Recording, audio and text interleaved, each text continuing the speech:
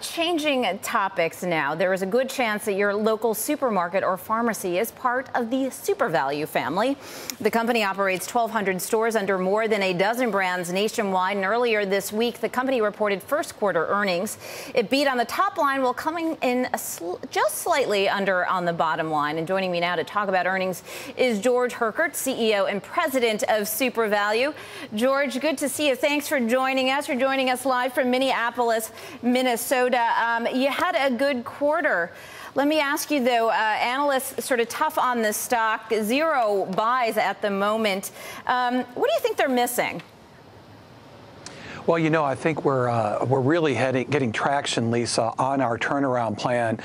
We told all of our shareholders last year that we had a great plan to become America's neighborhood grocer. All of these great banners that you mentioned in your opening, as well as our nationwide hard discount chain called Save-A-Lot and the 2,000 independent grocers that we serve across the country. We really think this is a compelling idea to be the best hyper-local retailer. And I think what they showed in the first quarter is that we're getting traction on that plan. Craig, let me ask you a little bit about store traffic at this point. What was interesting, I think, is that customers are spending more when they do go shopping, but your store traffic is actually falling. Why is that? Well, you know, we've really had to refocus and make sure we do a couple things better than we've been doing, and that is fair pricing plus promotions. In our traditional grocery stores, we've got a great history of being a great promotional merchant. We're going to continue to do that, but we're really working, Lisa, on narrowing that price gap with the discounters, making sure that we're fair priced every day. We're also really focused on being the best local store. We've given our store directors an enormous amount of authority and responsibility to merchandise their stores for each community.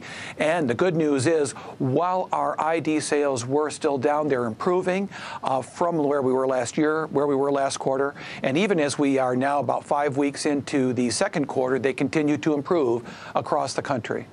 Okay, speaking of discounters, I want to talk to you just about rising food prices. It's had a big impact on a lot of families. We've certainly seen it reflected in what's on the shelves at grocery stores. Some analysts have pointed out, you know, that you've had to pass on those costs to consumers. Is that having an impact, a big impact on your bottom line, and how are you managing that? Well, the good news is we're managing our bottom line very well, and I think that was evidenced in the first quarter. And what we're doing is we're really focusing on offering the consumer what they need given today's tough economic environment. We've had some great success with a couple of new private label product lines that we've been really introducing. In the Save-A-Lot business, we've introduced a brand called Save-A-Lot Today, which is our new really low-priced opening price point line throughout the store. Fantastic pickup by the consumer on the Save-A-Lot Today brand. And in our traditional grocery stores like Jewel, Albertsons, Shaw's, Acme, we've got a Shopper's Value line which continues to grow. And importantly, as we look at commodities like meat, chicken, seafood, we've got a line of products that are $1 for a single serving, $1 each. The customers love these products. So we're really focusing on trying to be a solution for the consumer.